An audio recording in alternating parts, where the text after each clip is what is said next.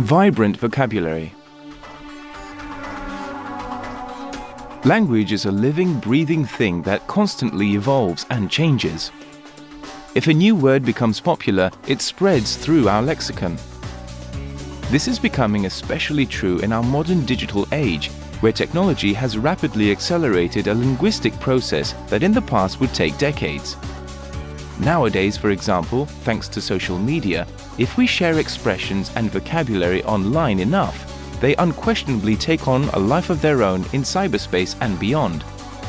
What's more, providing they are used frequently enough, they even end up being added to the dictionary, as was the case with words such as YOLO, LOL, and selfie.